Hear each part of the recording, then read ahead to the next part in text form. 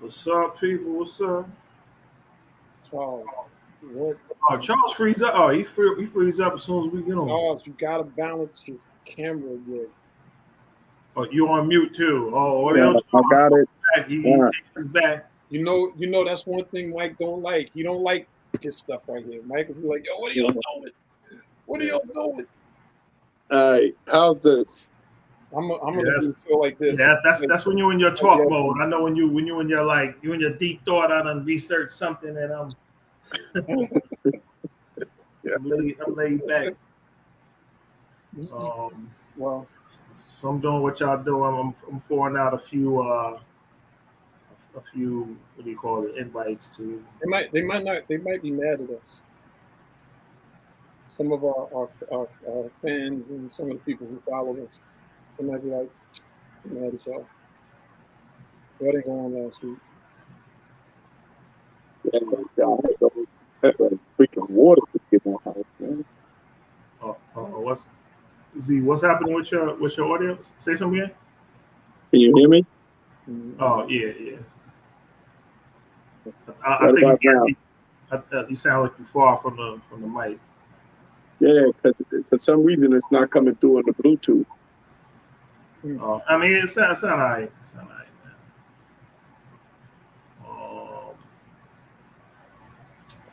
man. This week, No. You been doing all right? Yeah, same old, you know. Too much change, man. Seemed like the whole country in a heat wave. Oh yeah, that's true. That's true. Yeah, lakes are drying up. Yo, I don't know if y'all saw this, but this is what I thought was crazy with all these fires that's going on. I forget which state it was in, but this was horrible. Like I don't know what the full situation was, but evidently there was like the forest fires or whatever else. I don't know if it was forest fires, just fires going on in whichever state it was. But I know they said like it was a family.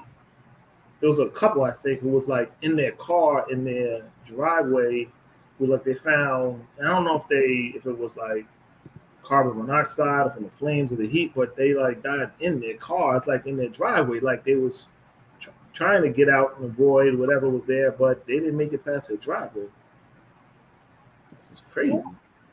They died in their car. In their car, like, there was like surrounding flames and everything. So I don't know if it's it sucked all the oxygen out or whatever the hell is, or if they actually was from the heat or from the flames, but they were attempting to make their getaway, but they didn't make it past their driveway. Mm-hmm. Oh, from the fire. Yeah. The fire engulfed them. And then there was another family where the flood was going on at, like they had climbed to the top of their house or whatever. And I guess it was a mother and her parents were up there with their children, and their children got swept away from like the flood. And it's like, it's just ridiculous. Is that Kentucky? Yeah, I'm pretty sure it was Kentucky. I think Kentucky had it. St. Louis had wrecking, flooding, and everything out there. West Virginia? Yeah, everywhere. I mean, I don't know. these crazy weather things we're seeing, you know, a lot of times they attributed to global warming, but you know, some people think it's real, some people think it's not. You know, I know that's I actually watched a video, man, where scientists like chained themselves to a thing. I saw it today I or something posted like that. that. Chain themselves. Was you the one that I saw that too Yeah. today? Oh, you posted it too? Yo. I ain't posted, but I saw a video today. I don't even. I'll be watching so many videos. I don't even know where I saw it. I might have saw something you posted. Yeah, I posted it in our chat, our group, our Facebook group chat. Wait, but I don't know what either one of y'all talking about. What did y'all post? Where the scientist, he like changed himself to like I think Chase Bank or something, because he's talking about global warming and environmental issues. Basically, how you know the planet's being destroyed and everybody's ignoring it. And that is a lot serious, more serious than, you know, I guess that's being let on or whatever, you know. Yeah. I mean, I was glad he did it, because you got a lot of people saying that this type of stuff happens every 100 years and all other stuff. I think this is different. I'm not a scientist though, but it's feeling real different. I know I wasn't here 100 years ago. I don't know, man. You know, lakes drying up, and that's the thing that's bugging me out, because like the water is leaving. The rate that the water is leaving is what's so unusual. You know what I mean? You know, you have like even man-made reservoirs, man-made lakes, and they're drying up. And I know North Carolina's heat. It just feels different. I don't. Maybe I'm bugging. And you guys in New York, so you guys got like, what is it called? The ceiling effect. So what is that called? The ceiling effect. What is it called? Because of all of the buildings create like another like barrier, and it traps the air, the heat, the hot air from going out. So basically, like being in Manhattan is like being in an oven for real. Yeah, I heard of that before. That's I forget what it's called. But. Yeah, I don't remember it either.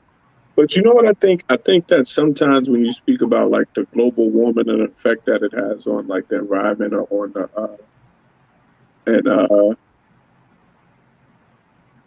the stuff like that, I think people conceptualize global warming that sometimes I think the heat difference isn't as great as people sometimes I think are imagining it when you say that you know, like the earth is getting hotter or something, or you know, the warming of the temperature. I think sometimes people are looking at some huge number where they always is like, yo, this can happen with, you know, just even if it heats up like a minimal amount of degrees, it doesn't have to heat up like 100 degrees hotter.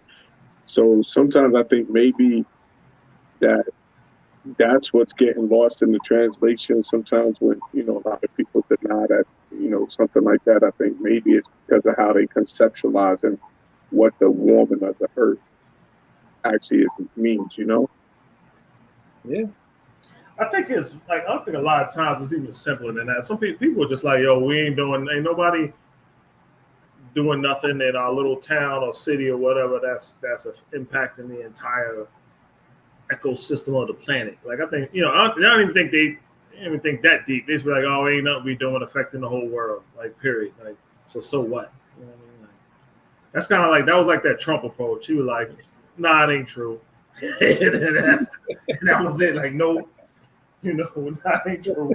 I don't believe you. Prove it. You know what I mean? Then, you know, it's like you find a scientist and say something, I probably want to say the opposite. It's like one of those things. Yeah, but I mean, you know, when you got 108-degree temperature in London, you know, that ain't normal, man.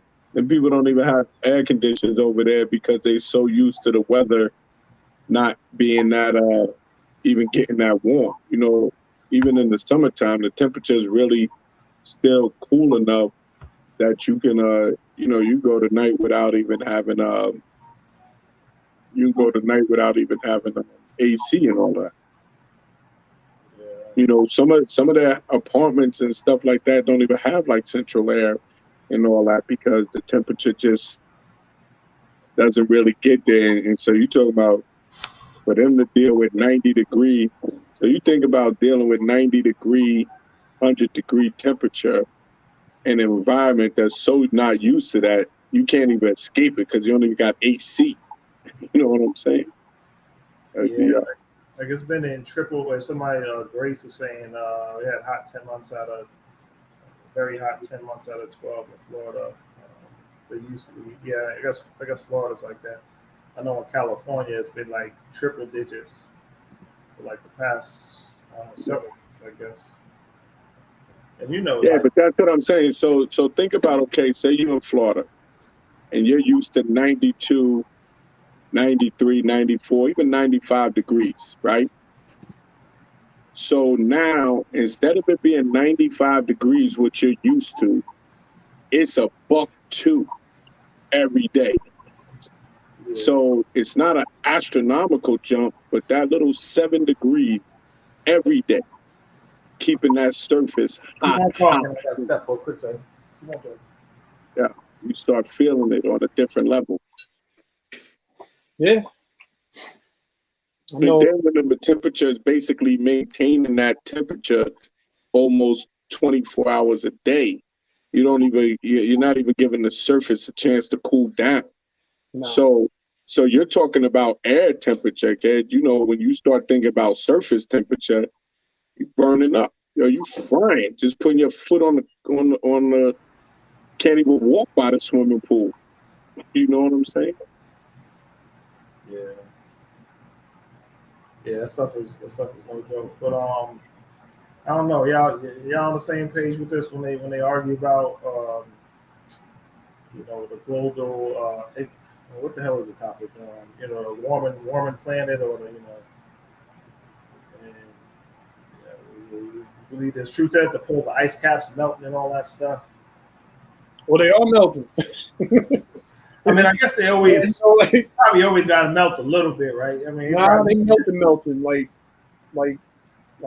3-4 years ago, they were talking about like those big icebergs that were like 90 feet high, 100 feet high, that started cracking and dissolving and all this other stuff. I just think that we don't take things serious. And I mean, one time they said there were dinosaurs walking all around here, and they were a lot bigger than us, and they're no longer here. You know, we know that the planet has had these different shifts throughout time. It's just the speed in which things are happening is really what seems to be in question at this point. And we know that we're doing things to the planet. Like, it's not, when I think about all the plastic, for instance, that's in the ocean, I'm like, yo, we just neglectful, man. You remember we were growing up, like, go down to Manhattan, the old Manhattan, and there was trash everywhere, trash in the streets. And, for somebody that didn't see nothing like that, they come into New York, they go, you guys are disgusting. But everybody that was living there was like, oh, it's just trash in the street. I remember leaving the club one night and the damn rats were like the size of cats chasing people in Manhattan. And it wasn't even like pull out your gun and shoot it. It was like, oh, those are just rats. That's neglectful. Like, you know what I mean? Like, if you have rats like that, you should be doing something about it. And when it comes to the planet, we're not being fair to the planet. So did y'all see the other day that they were in that car and then all of the hail started falling? It started breaking the windows like, God, it was just breaking the windows. You understand? Oh man, if y'all can Google that, I mean, it was what was so gangster is I got caught in a hailstorm like a month ago, and it can rattle you a little bit because it's really loud. You know what I'm saying? She just said that she's seen it, and it's loud, and it's like you gotta like pull over or get up under something. But these joints that was hitting the car were like little teeny like marbles, but they was getting hit with golf-sized hail. It was breaking the front window, the back window, the side window, and they got hurt. And I'm like, yo, like that's the planet, man. Like we're not being good stewards to the planet. That's all I know. And we really, Y'all think it's the same temperatures and stuff when y'all was growing up out there? Y'all feel the same during the summer? You know what, man? It's kind of hard to think back to it, maybe analyze it a little bit, you know, but Man, you don't know when you was riding your bike, man, how hot it would get versus now if you just walk to your car. You know what I'm saying? no, definitely. But you know, I'm also trying to weigh that against, you know, I probably, you know, as a younger kid, I probably had a different tolerance for it too. So That's true. you know, how much I was, you know, like 85 degrees, 90 degrees in the summer when I was a kid. I didn't care. I'm just trying to be out in the summer. Now I'm like, yo, I ain't going out there. It's too hot. Yeah, you outside playing basketball. Yeah, playing basketball. I did it 90 degree weather now. I'm like, yo, I ain't going out there. It's crazy. Yeah. Yeah. I think it's just hotter, yo. I don't know. I don't know. I'm an outside type of person for real, for real. It feels a little hotter than me. You know, and I don't like that hot weather like that. Yeah, I try to duck that. I don't like being hot. I'm like, you know, I'm the type with the AC on top of the cover. It's like, you know what I'm saying? I go to sleep, AC on, I'm laying on top of the covers. I'm one of those, man. I don't like that hot temperature. I don't like laying on the beach, 90-degree weather, baking in the sun. I don't like that at all, man. I hate that type of weather.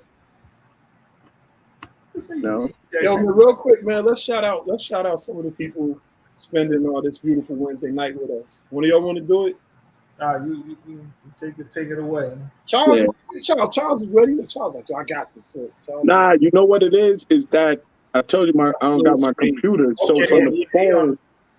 So I got to keep looking up because it's so small on the phone compared to my computer. I got to keep looking to read it. No, I got it. Then my bad.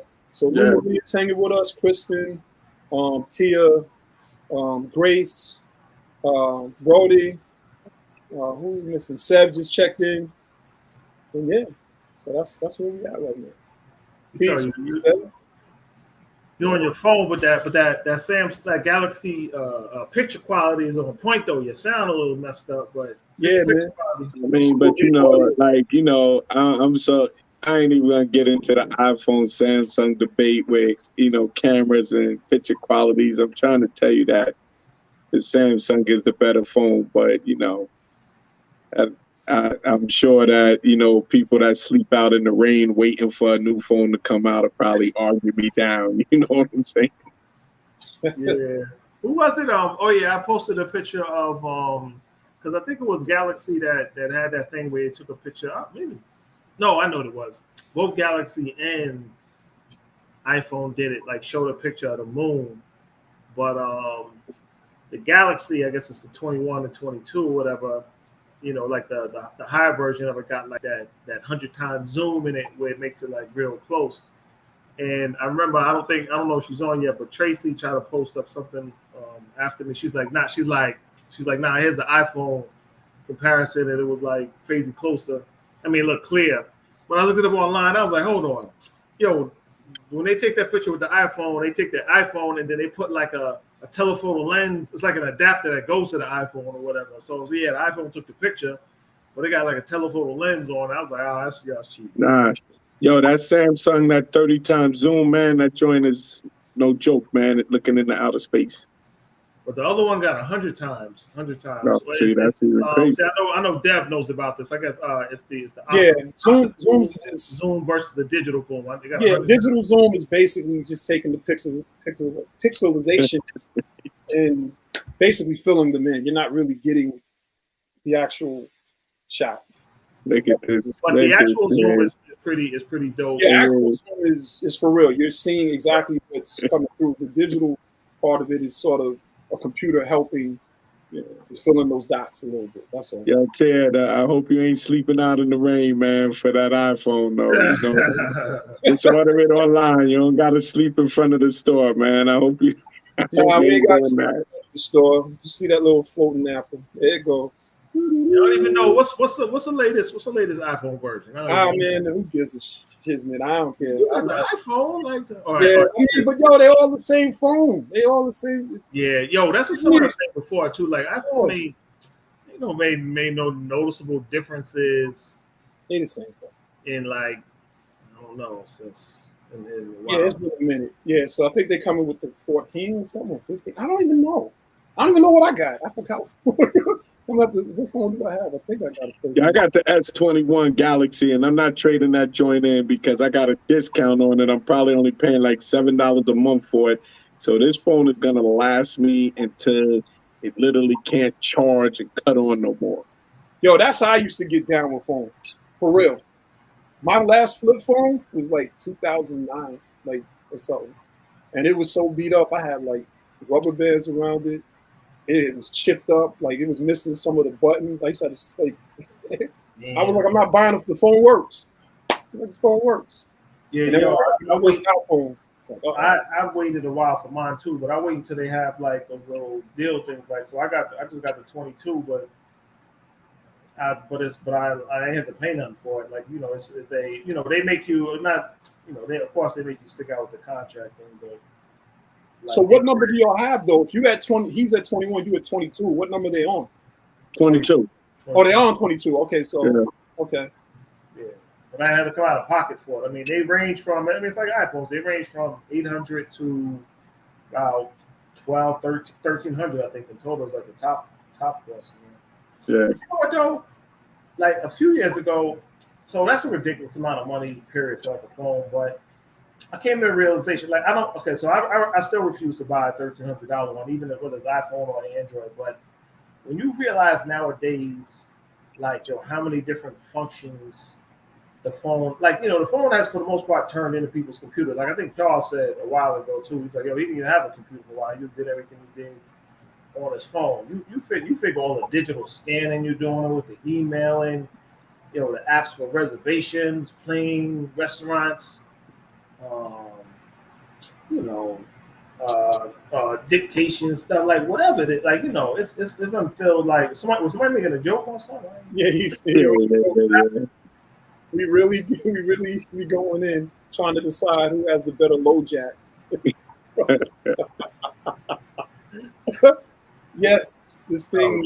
True. Yeah, there's no way around it. Yeah, Yeah, let's check ourselves on that because that is. You're absolutely right. That's funny. I never thought of it that way. I mean, We've given up primarily most of us have given up our bodies. yeah. And in a lot of ways, like you said, we've given it up. It's like it's almost voluntarily. You know what I'm saying? Because all of this is a conscious decision to use a lot of these products and apps and different things.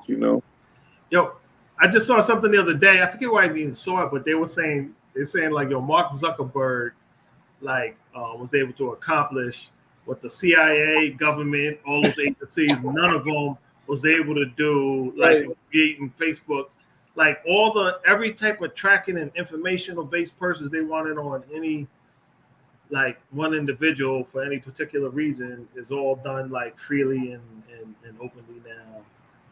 In the sake of for the sake of social media and stuff like that. You know what I mean? Like, Yeah. just documentation, where you've been at, when, how you were feeling.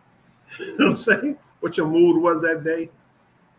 The only thing that holds the information back technically is they know that if there's ever like a true concrete understanding of just how much of our data that they're going through, like what they've been looking at, that consumer confidence could really set them back.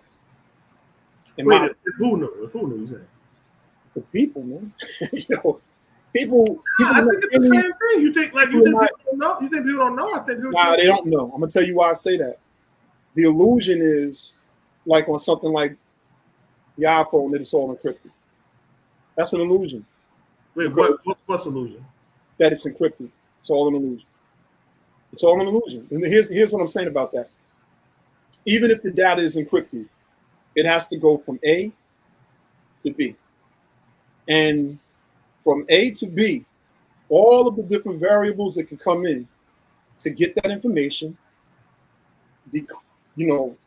decrypt the information, I guess. I don't know if I'm using the right word. It's all there.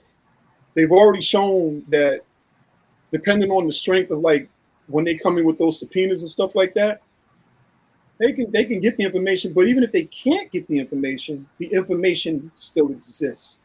And you got hackers from all around the world that can get in and out of stuff, but you don't even know they're in there. You don't even know when hackers are looking through your computer. You don't know when they penny pinching out of your accounts. It's too, what it boils down to is there's too much of it going on. It's like sand. You know what I'm saying? It's just, if you put your foot in sand, how many granules of sand is around your foot? You just don't know. It's that deep. It is that deep. So I'm just big on like privacy. What do I mean by that? Yeah, I use my phone like anybody else. And I mean, a lot of times I know that this thing is tracking me. I know it does what it does. But if we met right now for dinner and all three of us were going to have this big master plan on how we're going to take the real to all the millions and millions of people and finally do the calendar that we was asked to do and make millions and millions of dollars, I'd be like, yo, man, leave your phones out there because there's 1,000 podcasts and they might take our ideas. Jokingly, I wouldn't do that. But the point is, when we have our phones, anybody can be in those moments. It's not just a matter of somebody taking their phone and recording data. They know that there's hackers that are good enough to turn that microphone on and hear what's going on. They're good enough to get in and to get the data out of your phone. And you got to really be careful with it. You know what I mean? You really got to be careful with it. The encryption they use is so solid. R&B singers need fix are hella safe. Sure. And yo, at the end of the day, once it leaves your device, it could travel literally to China or Australia, the other side of the world, just to get to Charles in a nanosecond. But it's encrypted. So in theory, if somebody can get just get the data, even if it's encrypted, and have time to work on it, how encrypted really is it? Like, I'm just not a firm believer in all that. And I mean, I'm probably just as reckless as the average person. I still get on my phone and get on these things. I get on the Zoom. We used to have the Zoom. We used to get up there and we'd be talking stuff. And sometimes we would like not edit the words, but we wouldn't say certain things almost. But it's all out there. So no doubt. I think you proved my point. I think it's saying like everybody know, but they just like, yo, I don't care. I'm not proving your point, Mike. Yes, you are. I think so. We're not coming from the same reference point. You're saying it like everybody knows, and I'm saying everybody knows that they're, as Charles would say, everybody knows that they're giving up a part of their privacy. All right. What I'm saying is, if they knew the amount of the privacy they were giving up, that's different. So we're not saying. But you're saying you do know. You're saying you do have a good idea of that. I used to live with a hacker. Straight up, I lived with somebody that was a hacker. And they told me how the hackers would meet up in broad daylight. You have them lunch right in the mall, right in front of you. A few of them would be sitting there. But the stuff that they were able to do, and this is 20 some odd years ago. Yes, I believe. Yeah, I do. I don't believe that the privacy is all that they want people to believe. I don't believe that. You know what I mean? Listen, I could be wrong. All I'm saying is be responsible with what you decide to send. And you better be responsible with what you receive. For real. Somebody sends you something crazy, don't ever send me nothing like that. Leave a record so it's known, like, I don't want that. Because you got a lot of crazy people out here. Yeah, that's how they be nabbing them people that be even like not knowing they breaking the law, like resharing certain videos and all that. They track that whole video to everybody that shared it. You know what I'm saying? Facts. So. Facts. And locking them up for long times. Not like, hitting them. Yeah. Almost like you see your man just got caught with this is off a little bit because you just said lock him up. I just saw Iman Shumpert got caught with 6 ounces coming through the airport in Texas with some weed. I guess yesterday or whatever. I just saw it today. He got caught with 6 ounces coming through the airport in Dallas or something, but Texas hasn't legalized weed like that. So so it made me look up the law. So basically anything over 4 ounces, anything from like 0 to 2 ounces can get you like a B misdemeanor, and 2 to 4 ounces get you like a C misdemeanor, but anything over 4 ounces could result in felony charges. So I was just like, damn, man, he probably wasn't. I don't know if he knew or whatever, but he said, yeah, he just got back coming through the airport with 6 ounces. You know what? Iman Shumpert. Iman Shumpert. I actually like him on The Chi. You want to watch The Chi? Y'all probably don't watch the same stuff I watch. He's on The Chi. Actually, his character's sort of cool on The Chi. I hope they work that out. I hope they work that out. I really do. They need to go on and just legalize it, man, and stop playing. You know what I'm saying? That's the bottom line. They got to figure out how they're gonna make their money before they. This game is rigged, man. This game is rigged, man. Yeah. Yeah. So what else trending out there, man? You seen what's else going on out in the news? I saw about the Kamala thing, the Kansas voters. Yeah, that had people in the uproar. Explain. That I didn't even see. What was that? Definitely explain the Kamala thing, unless you want us to pull it up and play it. We can play it, Yeah. If you can pull it up, I mean, she just started off by like saying, her name was Kamala Harris, and she identifies through certain pronouns. And she's wearing a blue dress, and that she's a woman. She's a woman. And that joint just it made me laugh. Did somebody make up a video or like something? Nah, it was like she was sitting in this meeting. Exactly. And I just started laughing because I just get Mike on track because Mike don't know. Yeah, you gotta watch it. It really happened. You gotta Google it, man, where she's like, yo, my name is Kamala Harris. She's sitting like, say at a meeting at a round table. And she's like, yo, I'm a woman. I identify by the pronouns of this and that. I have on a blue dress. And I just started laughing because I was like, I said, who the hell is she talking to that she has to even explain that like that? You know what I'm saying? Like, what were they talking about that's how you started off the conversation? Like, I'm a woman. I identify by by she, and and I was just like, this is crazy. Yo, Mike doesn't know. Mike, we might have to play it for you, Mike. I'm gonna tell you, Mike, I would have the same exact reaction that you did if I didn't see it. It should have been CGI, one of those things, because it was ridiculous. And to me, go ahead. I mean, we can play stuff on here. We never. Yeah, it shows to me just. And the Republicans are running with it, right? Yeah. I'm gonna try to find it. Yo, but you know what's crazy? Like, speaking on that though, is the Republicans, like with these midterms and all this stuff's coming up, what's so crazy is they almost getting so extreme in Congress that they're not even kind of paying attention to their own voters, because a lot of their voters aren't like hardcore against, some of the gay rights, and they definitely was mad about that abortion thing. So you know what I'm saying? And it's like almost like, what is their agenda? Because it's like you're not even pushing, even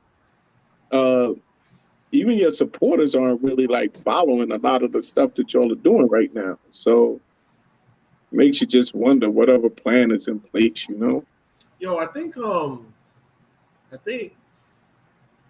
a unique thing that Trump did through his presidency was, he just, the way he moved, like I think so many people got mesmerized by that, and the way he was just able to just do whatever he wanted. Like I think everybody else started thinking, it's like, we could come up with our own agenda or whatever. It's like, whether it's something we figure is gonna help ourselves. Yeah, like Curtis, we can't see his comments. We can see him now, Curtis. We could, sorry, Mike. I'll tell you what. Yeah, till we see his comments. Like this is the first thing we saw from you. I ain't see. Yeah, you were showing up in my thread, so it's good to see you here, man. Welcome back. Yeah, Curtis. Yeah. All right, sorry Well, about that. Go ahead, yeah, Mike. I think he just like he kind of imprinted in on Republicans and politicians in general. It's like, yo, just you just do something off the wall, just run your own directions and just force it down people's throat and just like make them like it or make them just go at it alone and just like go on to your own agenda. Like I think they Yeah. trying to run with it. Like some people gonna be able to get away with it like him and some aren't. But I think they feel like they like screw it. Let's just I'm just gonna go reckless and just do whatever I want. Like a renegade type of Without really no responsibility to. yeah. It was funny, Mike, because I remember you met a dude from the Ukraine and you did that video. So I ran into, when I was just away, I ran into a guy from the Ukraine and we started talking, about the war and how is it over there. He wasn't actually a refugee. He was, he was a business dude, but he was saying that, if you're in the eastern part of the country with, border Russian, it's like hell over there. But, they haven't really marched all the way across that country. So, if you're more central to the West, you're not really feeling it the same way. Obviously, they're feeling it on the eastern thing. But, he was saying that, that how they definitely grateful for, American support and, the money they give and this and that. So I was telling them, I said, but in America, it's not like people don't, care about your situation. I said, but a lot of times in America, we're looking at our government and saying, you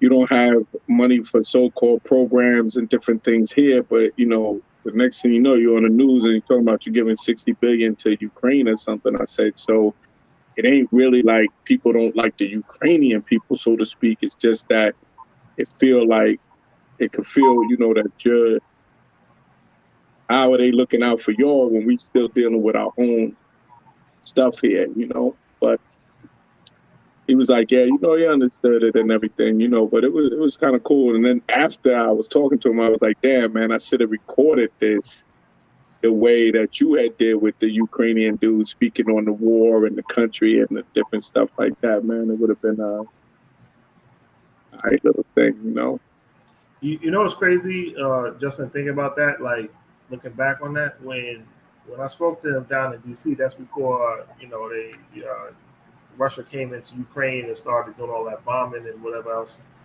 and people from the cities leaving out. Like I remember talking to him, I was thinking to myself, I was like, is this something like they should really be worried? That was our conversation. Should they really be worried about it? Is Russia just going to bomb Russia country like that? Nothing's going on with it. And my thought was like, nah, not really. Like, why would they do that? You know what I mean? And then now looking in hindsight, all that stuff happened. It's kind of crazy. Yeah. So yeah, definitely, yeah. Covered like it. But definitely, that's now you creeping at you at the top of the screen now. Yeah, but that's the that's what I was basically telling them. Kind of like what Seven wrote there is that it ain't even really about y'all. It's about what they're not doing for us while they're doing for y'all. You know what I'm saying? And it's like, nobody's saying like, they want the Ukrainian people killed. It's just that it's like, we're looking at it from a standpoint of here. Yo, but you know what else? I tell you, man, I ran into a young dude, young kid, man. It was cool talking to him, man. He was born in Kenya. He was born in Somalia, raised in Kenya, moved to Sweden. Oh, I saw that picture of that guy. But he actually works in Norway from like Monday through Friday, and then he flies home to Sweden, and lives there because Sweden is a cheaper country to live in than Norway and stuff like that, right? But yeah, but one of the things. What kind of job is he doing? Is it a job that it's like nah. It's like the people that like try to like recruitment type stuff, Yeah, we didn't really even talk about his job as much as we talked about just like the living conditions, like being a Black African, you know, because most of the people you see in them countries, they from Africa. They not you know, you don't really run into a lot of Black Americans. You know, I mean, honestly, you don't really run into a whole lot of Americans, period. But you know, you definitely don't run into a whole lot of Black Americans. Most of the Black people you see, their roots is going to be that they migrated or immigrated over there from some African country. But you know, so you just talk about that. But you know, like one of the things, you know, when we talk about like other countries that, you know, that we started getting into, because he was like, his thing with America was at the end of the day, no matter what the problems was, it was just like, it's just too many people that live there. You know what I'm saying? To like, it's almost like impossible to effectively govern this joint. You know, like he was looking at it from that. Saying in the U.S. or in the U.S. So look, so think about it, right? So think about this. So it started making me think about a lot of stuff, like as far as that, just the whole population thing.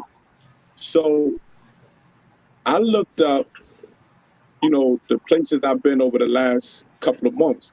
So if you look at Denmark and you look at Norway, you know, if I combine the population of those two countries, the entire countries, that they only have about 2.5 more million people that live between the two countries than that live in New York City. Oh, for real? Yeah. Yo, there's 5 million and some people that live in Denmark. There's 5 million and something people that live in Norway. And that's the entire country. You're talking about trying to govern a city. Yo, we have a mayor. Forget a president. Forget a senator. Yo, we have a mayor that's trying to govern that many people. You know what I'm saying? And so when you start looking at it from, and then when you start throwing in my constitutional rights and this and that, and you start seeing where you can almost understand why the problems are like crazy here, man. It's almost, I say that about like sanitation in New York City, like, you know, where Deb was saying about dirty and people look at it like that. But I was saying to myself, like, how do you effectively clean up the garbage of like 8 million people dumping garbage? You know what I'm saying? It's like, I can't stay on top of this. And especially when out of that 8 million, I got 500,000 people that just don't care where they throw their garbage, whether it's the diaper out the window into the back courtyard, whether it's the McDonald's cup right into the street, whether it's the banana peel out onto the side of the highway. How do you, when I'm dealing with almost maybe 500,000 people that think like that when it comes to garbage, and then I got another 7.5 million people dumping garbage. Yo, how do you keep that clean, man? How do you keep those streets clean? How do I keep a street clean where there ain't even enough space for cars to park? It ain't even enough. Yo, it's 1 million people walking down the sidewalk. How you want me to keep the sidewalk clean? Because then you get mad if I close the sidewalk. You want me to repair the roads, but you don't want me to put construction cones out. So, yeah, I mean, thinking, that's why. I mean, that's like in New York and everywhere, and it's like, you know, everybody needs something like Rapid now. It's like, you know, it's like McDonald's, like everybody. But this is what I'm saying. It's like a culture and a mentality. So that's kind of what me and him was getting into, and that's what I'm saying. So when you look at a culture where people look at, so in America we look at freedom in a way of not being responsible towards one another, right? You know, and my view on it, we don't look at freedom as a responsibility for the greater good or for one another. We tend to look at freedom in America as, I could do whatever the hell I want. You know what I'm saying? We tend to more look at it like, yeah, I'll do whatever I want. Forget everybody else. I could just do whatever I want. Like, that's how I think American culture, with, like you said, the self-gratification is how we kind of look at. We don't look at with freedom comes a responsibility. We look at with freedom, I could just do whatever I want and forget how it affects anybody else down the line as long as I'm good. So when you trying to govern, wait, hold on. That's the core American principle, right? You want to be able to get and do more and more. So you basically gotta answer the less and less. You got more freedom to just do anything, right? To go where But you that's want. my point. You want. Exactly. That's the American culture. You can say what you want, tell your job. Exactly. But in the process of doing that, I agree 100%. That's the culture in America. But in the process of I can say and do what I want, and I want to be able to do that, and I don't want any responsibility or accountability to no one else because it's my right or I'm free to do it. It's like a conflict almost, and then it becomes very hard to govern that type of mentality on type of the millions. America got like 335, 340 million people, okay? And everyone thinking like that. Think about trying to govern 345 million people where everyone think exactly like you say, yo, I'm gonna do what I want because I can. I have the freedom to. It's my right to. You know what I'm saying? And think about how hard, no matter how you believe politically, religiously, or anything, just think about how hard that is to try to like govern that. No, You know? what I think is almost I don't say it's crazier, but it's just as crazy. The fact that a Somalian guy who lives in what you would say Norway, I'm sorry, works in Norway, lives in Sweden. He's aware of the fact. He's even aware of the population difference and how How it affects things. how it affects things. If you ask any of us, I'm sure 90% of people who listen in, how many people are in Norway and Sweden, and how it compares to just the population of New York State, something like that. No, like none of us are aware of that. You know what I mean? Yo, and if you throw Sweden in there, Sweden only got 10 million people, so you got 20 million people. Wait, you were just saying Norway. That's right. I'm sorry. You were just saying. No, but look, Norway, 5 million and some change. Denmark, 5 million and some change. Sweden, 10 million and some change. So those three countries combined barely have more people than the state of New York. That's one state. You see what I'm saying? So now when you add 49 more people that has that thing, and you're looking at governing that. But my son told me an interesting thing that I've thought about more and more. He said, yo, when the Civil War happened, the problem was what happened? When the Civil War happened, Lincoln, he was telling me this, and I've been thinking about it. He said, yo, they should have let the South go. They should have let the South, after, you fought your agriculture versus your industrialization, you throw the slave stuff in there, the freedom of the slaves and all that. Yo, you should have let the South become their own country, the North become their own country. Because think of it before the country became as big as it has at the time of when this was going on. Man, what about slavery though?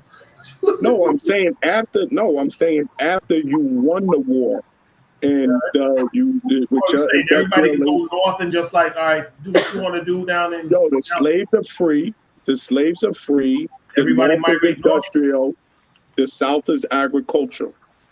And you know what? Yo, y'all can take your ideologies. You can't take humans, but you could take your ideology and be your own, and we'll be our own. Because when you look at the country now, right? When you look at the country now, the biggest divide with the liberalism and conservatives is North and South, kid. When you really look at it, I'm not saying you don't have both in each area of the country, but the North, they have stricter gun laws. The South tend to be more the gun nuts. The North is more liberal with the abortion. The South and that Christian Bible Belt and all of that, they the pro-lifers. When you start breaking down the core ideologies, you can almost break it down between North and South, kid, and how all of them crazy abortion laws, where they coming out of?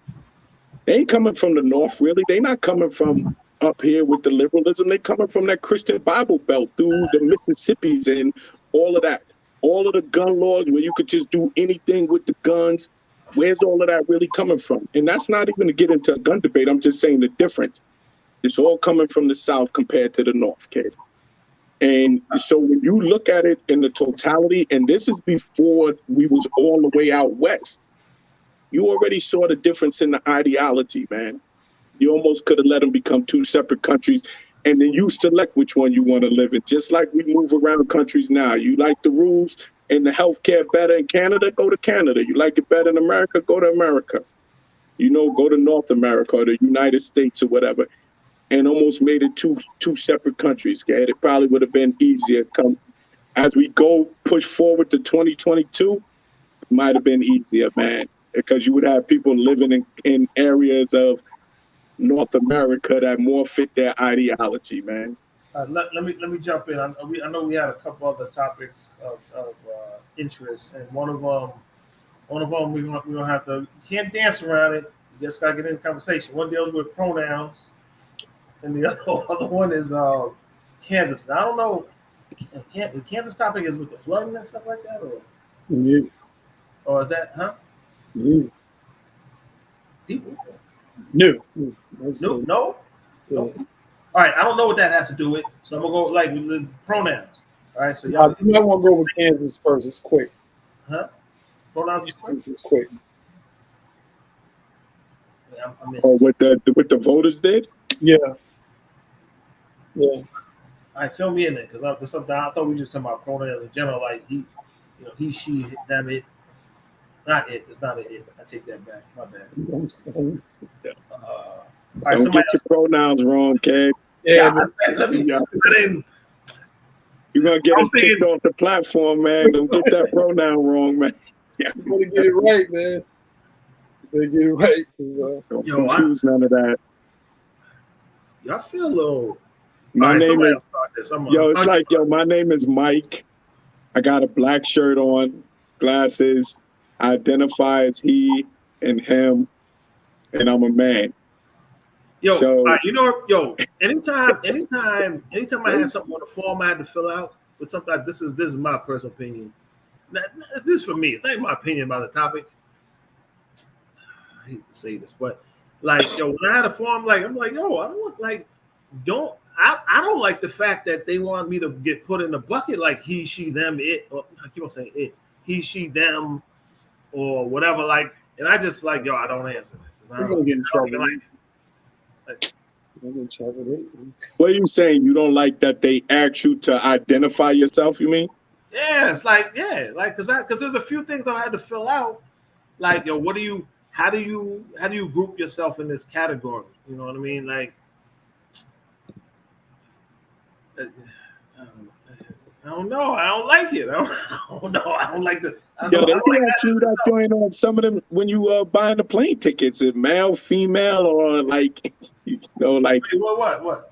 Like when you be searching for the plane tickets, they be like, yo, male, female, like optional if you want to like. I'm okay with the male, female part, but it's with the he, she, them, they. Can Lou Maria expand a little bit on when you say I'm learning to adjust to the new norms? What can you just really quick maybe type up what that means to you, and the reason I'm asking why you're writing it if you could is because what I've been seeing is every time there's some type of societal shift where people overall adjust to new norms, there's like a whole new flood of new norms that comes on. And it's like, well, where does the new norms just become where we can have like a 20-year run where we can just, I don't like when people call me a cisgender man, a cis. Oh, yeah. Something with the cis, I don't. My aunt's name we called her Aunt Cis. I had an Aunt Cis too. Look at it. Too. But now you're saying that I'm a cis man, but my Aunt Cis would be 102 if she was still alive. Don't call me my aunt. Yeah, that's I categorize that. I refer to that as like a female. So now you're saying right. Exactly. And I don't even think they spell it that way. Like cis, yeah. So this probably isn't popular topic. I mean, opinion, but. You can say you're offended by it. You're supposed to be able to be whatever category you want. So I think I'm in the offended category. I'm offended when people have some It's a question for you, Dad. huh? Oh, see, It's a Tracy's question for you. way at that. See, that's a good point. Like it's still. I think it's spelled CIS or SI. I don't know. We'd have to Google. Listen, I'm so detached that when I meet people, I might just say hello. I used to be a yes sir, no sir, yes ma'am, no ma'am dude. I don't want to offend anybody. But what I will say is this: you can have your belief and however you identify. You just can't force your belief on me. It's just that simple for me. And so, in essence, if we can't agree to a definitive, at that point, I look at it like that's a belief. And if I'm offending the community or communities, because that's a whole nother discussion. Because if you look at the letters, that's a group of communities that are now operating as a community, but nobody talks about openly the issues that those communities have been having for 60, 70, 100 years. Nobody talks about it. Nobody talks about it. And so because I grew up in New York and I was a househead and I was in the city and, I said it before, you can go clubbing and, you might have every number of people that you can imagine in there, including cross-dressers, okay? But the straight men and the straight women, the cross-dressers, the lesbians, and nobody cared. Everybody just wanted to hear the music and jam. That's it. Let me jam. And everybody respected each other's spaces under those roofs. But that community in particular has issues that they're working through. And Tracy and Tempest is spelled the CIS. I thought it was CIS also, but I didn't know. A cis man apparently is us. Like you're classified, if you're a straight heterosexual woman, you're a cis woman. But again, it's people who are redefining or defining for themselves who they are, but now they're telling me who I am. Wait, so we could clear this up. So because Tracy didn't know it, and none of us seem to know what is the proper spelling of that. It is CIS. Oh, that's CIS. Okay. Initially having okay. Well, I did ask Lou a question. I guess we can definitely read the different comments and go from there. Initially having to answer those questions about how I identify used to annoy me. I'm used to it now. I answer the questions and keep it moving. Okay. Cool. But go back for a second real quick. One of y'all to what she just last right. Oh, you're right about the new norms. Every once in a while, the norms change. But that's where the issue lies right now. Because, and Charles, you might be able to help me with this one.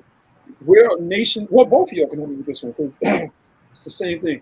If I'm not mistaken, we're classified as a nation of laws, right? Like a nation of laws. And if it's a law, that means it has to be written, correct? And if it's written, that means that you have to have a definition for what's written. So if I wanted to be a butthead, this is just me being deaf. Sometimes I'll be thinking weird and thoughts like this. So basically, whatever we write is what we live in this country. So if we now have it where every time somebody is saying something, it causes confusion, because now confusion in this light, you could be not even trying to be disrespectful, but then you say something, and because you said something ignorantly, not knowing that this individual has a different definition for who they are, it's a lose-lose. There's very little middle ground. And one of those celebrities, I'm gonna find it real quick, that at one time said they were non-binary, now said she's identifying as a woman again. She's just a woman. Yeah. That was Demi Lovato. That's the whole floor. Who was it? Yeah, that's the whole floor. Demi Lovato.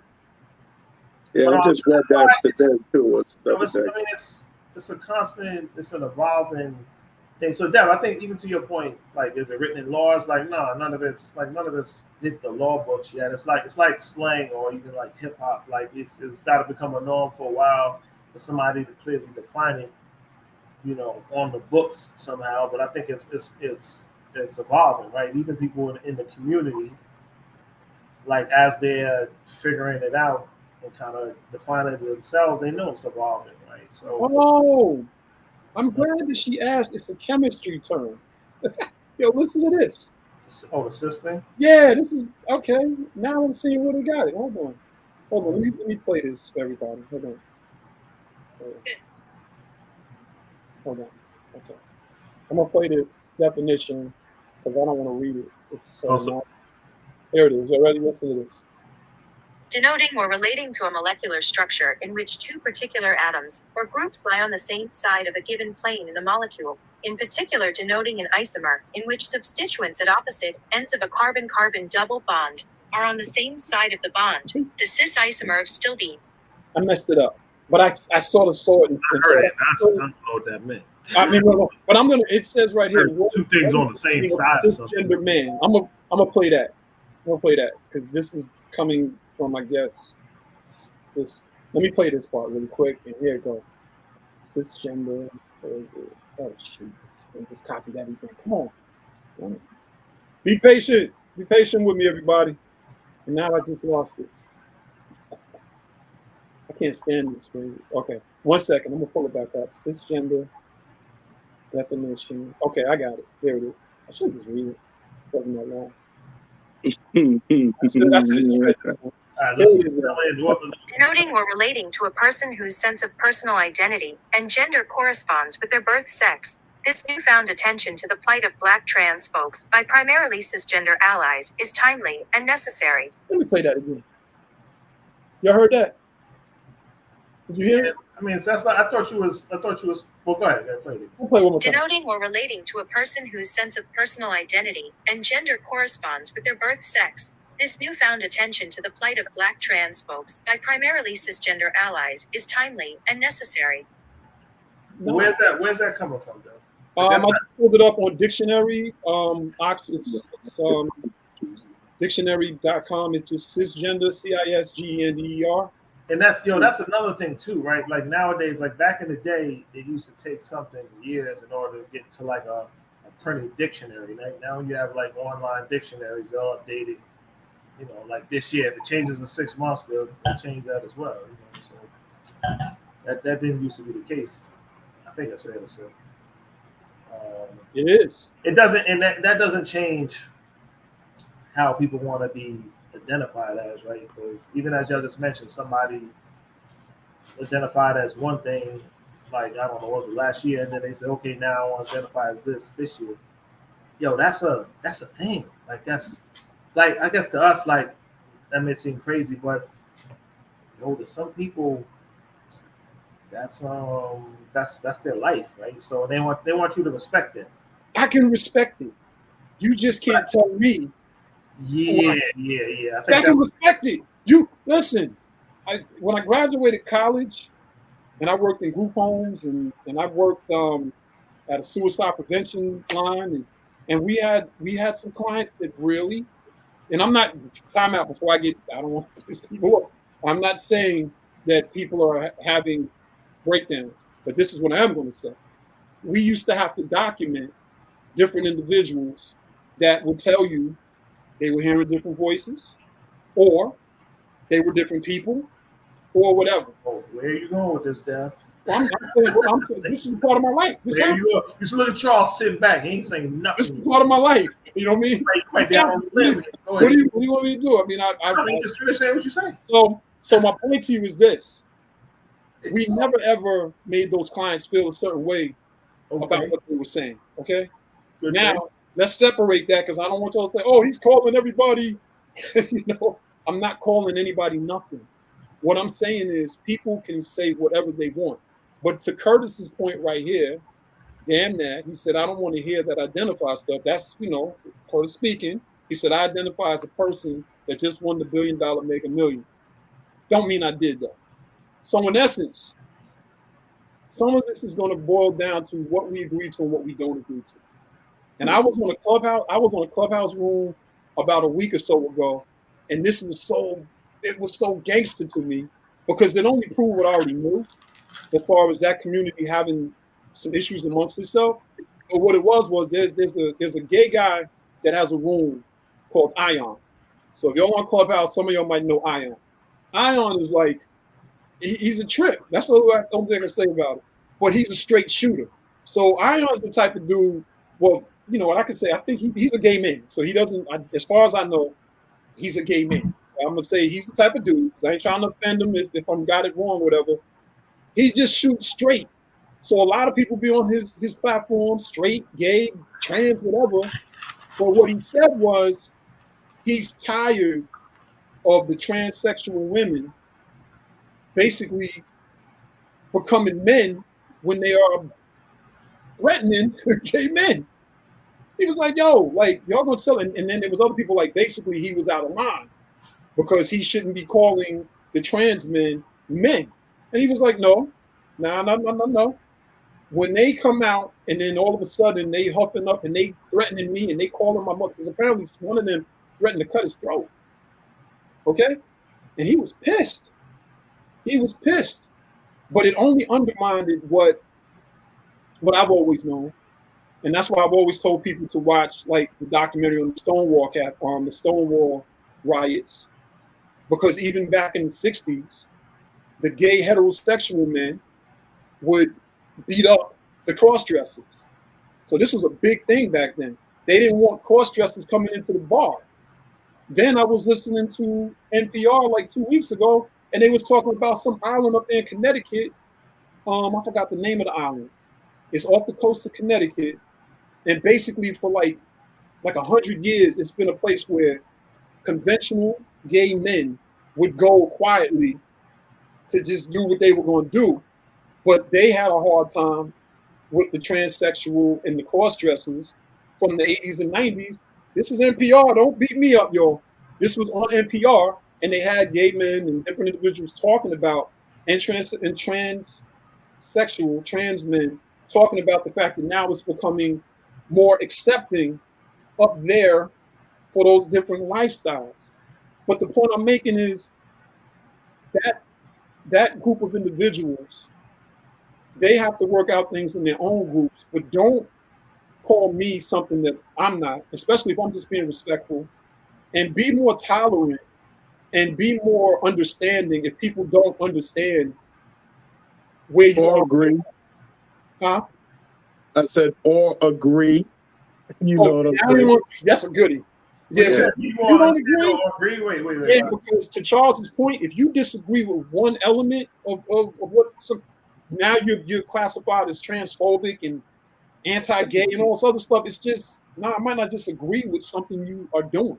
Or I don't agree. You know, it's like you may just say like, yo, I don't agree with that particular lifestyle, and it's like, but my opinion don't got to be a reality.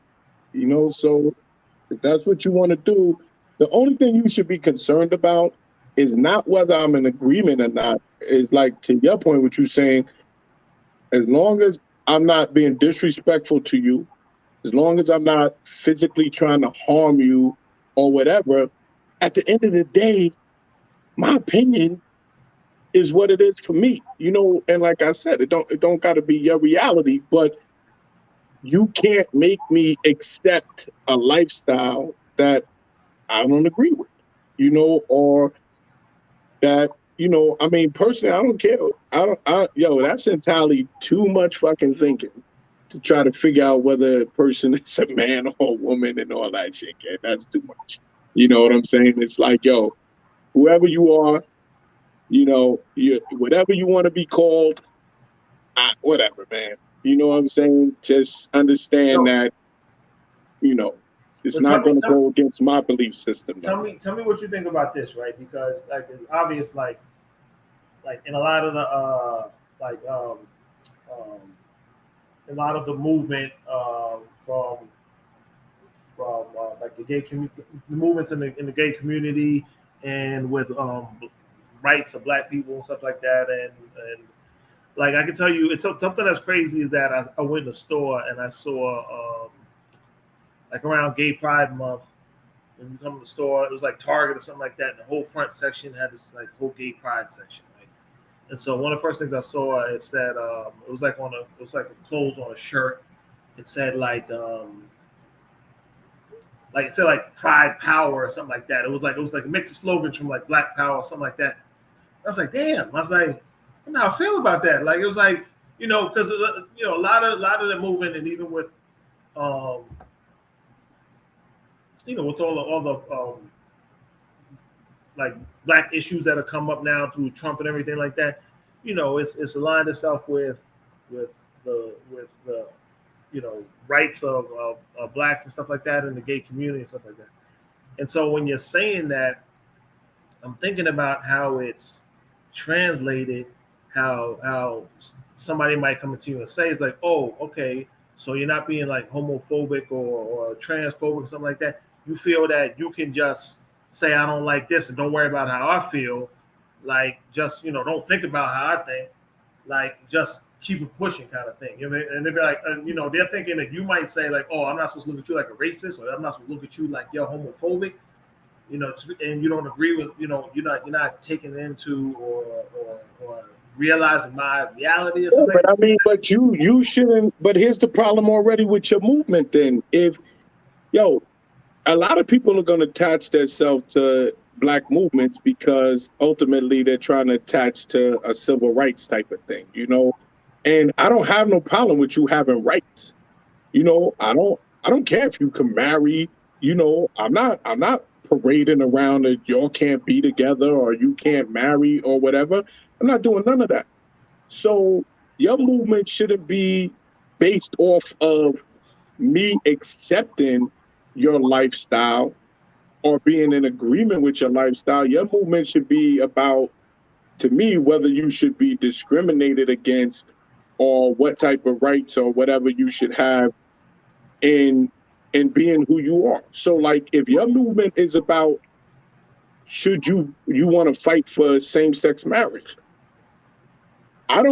Me personally, I can't I don't even want to say understand. It's just that, you want to marry a man and you a man, and you want health benefits and all of that. I'm not protesting against you. I'm not fighting about, you shouldn't do that. Be my guest. Go ahead and get married. You know what I'm saying? Like, it don't bother me, but you can't. But if I say, that ain't some shit I would do, or, I don't really agree with that, but me not being in agreement with two men getting married, so to speak, isn't going to make me fight against you being able to do it though, so to speak. If that's what I'm trying to say. As long as I'm not trying to deny you or discriminate against you, I don't even understand where my agreement with your lifestyle even raises up to that level of, that you attacking me because I don't agree with it. That's what comes into the play, the difference between like prejudice and racism. And I guess you could make the same comparison to homophobia or transphobia and support or something like that. I don't know how you want. So here's the question to you, right? To both of you. So wait, before hold on to that question. I just want to read Tracy's thing before it goes off. So hold that right there. So see, Tracy mentioned, she says, is that the way you feel? Because it has to do with a gay person. Because I think of many things I see you talking, I'm like, dang, just asking, Mike. If I understand what you're saying, right, Tracy? Like, I think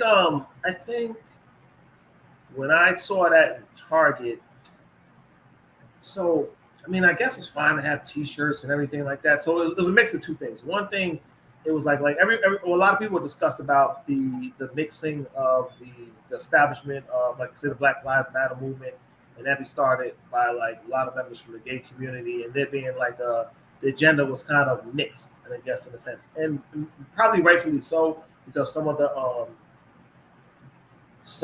the rights are, should be fought for, like, in the same way, but then I think at the same time there were certain differences, right? So I have to get deep into that to like explain that. So I think there were some things in common, but I think there are distinct differences as well. The only other thing too that threw me off with the whole with the whole marketing stuff, with all the pride stuff, is when I started to see it in little kid stores and stuff like that. And I'm sure there's some like that's the same thing that ties into the teaching it, whether you're teaching it too early and certain, or you're Exposing them to it. in elementary schools and stuff like that. There are some people who argued against that, almost again in the same way on how there was the argument on with I'm forgetting the term, like not the Black Lives Matter stuff, but the what's the other topic we talked about before? Teaching of the black. Oh, like the critical race theory. Critical race theory, yeah. So the critical race theory. Like there's a lot. It's kind of like synonymous. So the similarities in the same thing. I think there's some similarities and there's some differences as well. But yeah, so it was. So my whole thing in looking at that was that I saw it almost seemed like a push. Like it's almost like when you look on TV now, they're not just. It looks like there's a strong like campaign and not just educate people, but almost like the promotion of it in a sense. And then maybe I don't know. It can definitely feel like that. It can feel like that. So, and somebody may turn around and be like, I don't know. What somebody turn around and say, what's wrong with promoting it? Like, no, there is a difference. Like promoting it and education, I think is two different things. Nah, but the thing that keeps for me becoming an issue is where the lines should be drawn. And this is just me speaking. Do y'all remember when gay pride stuff would be happening back in the 80s and 90s? I don't. Okay, well, not so much. I'm gonna put it to you this way. I don't think children were allowed to go out when they were doing their parades. You don't think children were allowed to attend the parade? You saying? No, I don't think children were allowed to go out. But that means what though? I think that their parades were at night. I don't think the children were out there. So in essence, I'll tell you what I do remember. I remember. Okay. But let me go back to when you finish. I'm gonna go back to my point. You remember what? No, I was just saying. I don't remember the gay pride things, but I remember like Halloween stuff and the stuff that happened in the city, with it being like a huge gay and trans community. Like that was like gay pride week or day or something like that. Right, and it would be at night. Yeah. And the point that I'm making is, I don't think the children were allowed to see that type of stuff. And so it's not see that type of stuff as far as them being gay or anything. It boils down to like, and this is just me speaking, so I don't want to upset anybody. So let me say that as my disclaimer. I don't want any hate mail or anything like that, or hate emails or nothing. But some of the things that are happening are for grown folk. So if they're for grown folk, keep the babies out of it, keep the children out of it. That's just how I see it. And also, somebody was telling me that they couldn't understand why, like, cross-dressing women were reading books to children, in the sense where the cross-dressing initially came out of the burlesque movement. That's what they were saying. So like the burlesque, but all of that stuff was adult entertainment. It was for adults. Even those things that they would do, like the show Pose, for instance. All that stuff was happening at night. Where they would come out and have their dances and stuff like that. It was at night. It was just like any other community, and heterosexuals. Well, I guess some people might, but you shouldn't be bringing your child to the bar when you're going to have a drink. You sit up there. I got a devil's advocate. 10 o'clock at night, you sitting up there, and you're all dancing and doing grown things. And back then, everybody was smoking cigarettes, and hanging out, and and then you got like 5-year-olds. It's like, to me, there needs to be some understanding that there's nothing wrong with, in my opinion, promoting who you are and the things that you believe, but there has to be those thin areas where those lines are drawn, in my opinion, because some things children shouldn't see, especially when it comes to sex. Like they're babies. Their minds are not even there yet. Yeah, now but remember, and people from that community will say this is not about sex. They say it's about. It doesn't matter what they say if sex is involved. I mean, that's not. I mean, they'll say sex is involved in heterosexual. No, but no. Because tell me when you were growing up, where you could go outside with a bunch of heterosexual people in broad daylight and just see some people that might be scantily clad or completely naked, and all the children were just out there in the environment.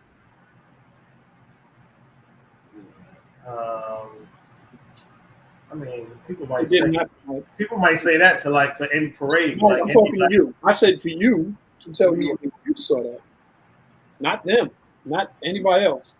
Wait, what's the question? When did you go out? Oh, as a kid, as a kid, and yeah. No, I mean that's not But that's no. For me, no. But I'm saying it's going to be up to the decision of whose parent it is. But the comparison may be like if somebody might make the argument that says, okay, what about all these Black Lives Matter movements or events and stuff like that, where people, just like they may have in the 50s and 60s, it's a dangerous situation. You brought your kid was involved in it and experiencing it. We brought them to this in the same way that people did that with their same kids in the last 5 years, brought that to this. Now they might say that maybe you don't think it's something relevant or that a kid should be exposed to, but they be like, there's these gay, trans, and whatever other kids that are experiencing this now in elementary school, junior high school. Why should they not be in that environment in order to, that could be the argument. And we should probably wrap this. We moving in silence, kid, in the darkness. Y'all getting ready to, you can keep going for a few. Oh, we at that time. We at that time. Y'all are getting ready to, if you keep going, y'all getting ready to ride down to Manhattan with me. We gonna have to wind down. I didn't realize. I didn't see the time. Y'all getting ready to. We gonna start getting ready to take a trip to Harlem with me, man. Can I really quickly, I want to hit two of these comments really quick. The one where Lou Maria said the parades are now becoming kid friendly. It wasn't that way back then. Becoming and is, it's two different things. Also, I want to stress something. We got to stop, not you, Lou Maria, and not anybody in particular is watching, but we have to stop acting as if all communities don't have troubled people in it. That's heterosexual, gay, LGBTQ, whatever. There are troubled people in a lot of these communities. And what I'm saying is, ultimately, when they changed the laws many years ago so children couldn't work, I think it was a fire that happened in New York, and a lot of children got killed. And then they changed that's when they did away with children being able to work and all that other stuff. All I'm saying is, it might be becoming, but for me, get that line drawn and just have it that way.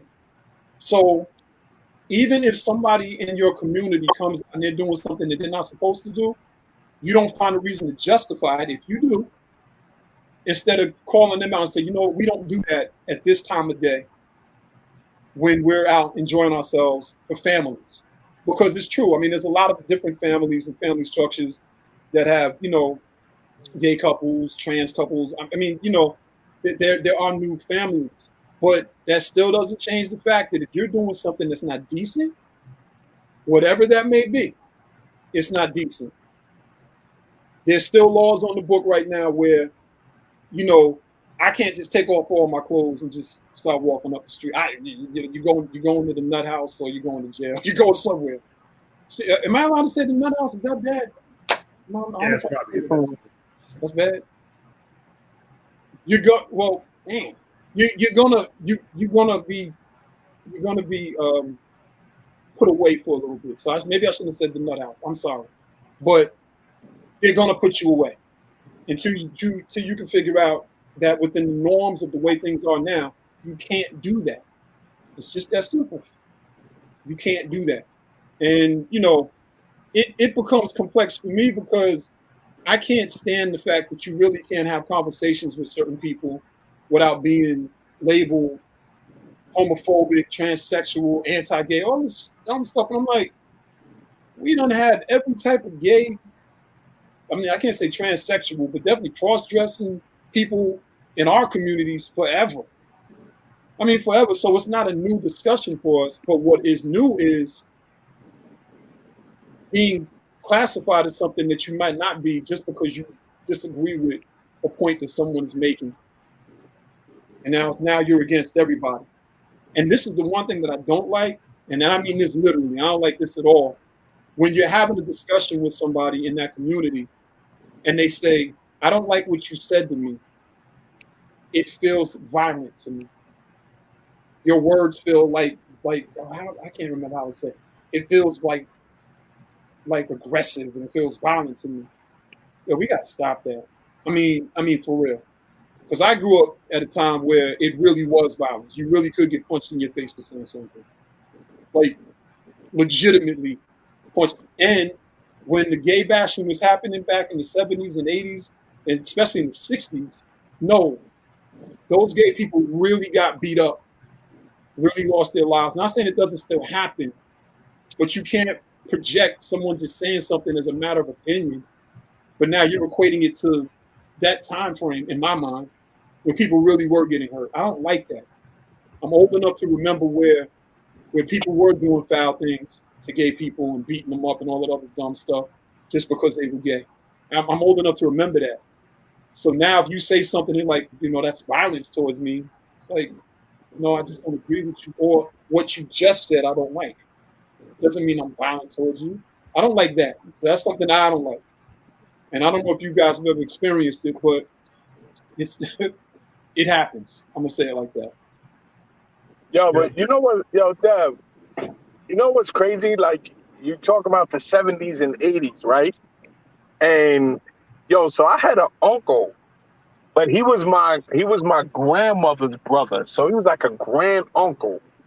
And he was a cross-dresser. And it's crazy, my mom's always tell me this story. When I was young, I was like, I asked him, was he a man or a woman? Oh, for real? Right? Because he used to wear dresses and high heels and shit. But I didn't understand cross-dressing right there. But he answered me, even though he was a cross-dresser, he was like, I'm your uncle, ain't I? And I was like, yeah. So he was like, even as cross-dressing, though, it's like, I guess he still identified himself as a man, though. You know what I'm saying? Yeah. Because that's how he still felt like, I'm your uncle, though. You know what I'm saying? Not with calling him like auntie or something like that. You know what I mean? So I don't know if so I'm trying to look at it from that perspective of like, it just started making me, so this got to be in the 70s, when I was a young kid. So it just, when you were talking about like the difference in the time frames, it just made me start thinking like with their identity, you know what I'm saying? Like how was their gender identity, or how did they, really look at themselves back then a little bit, Yeah, that's crazy if he was, well, not crazy, but like for him to be doing that like back then. I mean, like it was much less accepted. Which is he was cross dressing, straight cross dressing. Yo, one little quick story is something crazy. Yo, I had this well, it wasn't a crazy conversation. It was an interesting conversation. So I don't know what this dude's name is. I know I've seen him like several times like over the years. I haven't seen him probably like at least 3 or 4 years. But coming from, I would see him if I came from the city sometimes. If I was passing through like Mount Vernon or Pelham, he would get off the train in Mount Vernon, somewhere between Mount Vernon, New Rochelle, and Pelham or something like that, right? But I happened to be in Pelham at this time, and this is a noticeable dude. Like I won't say dude now, but this is last time I saw him was a few years ago. So the political, I don't know what category it fit into, but he was You can tell a male at birth, but he dressed like in females clothes for women or whatever. So like dress type stuff. Yo, but the crazy part about it is this was a big dude. Like this guy is probably at least he was about 230, 240. He was about 6'4", 6'5", or something like that. And the dude would wear a black dude, black person. And if anybody knows, like if anybody from the Westchester area, like maybe they seen this person before. And they would walk down the street and like and I'm saying they're imposing like figure like 6'5", mid 250s or something like that, right? So when you see them, you notice them, right?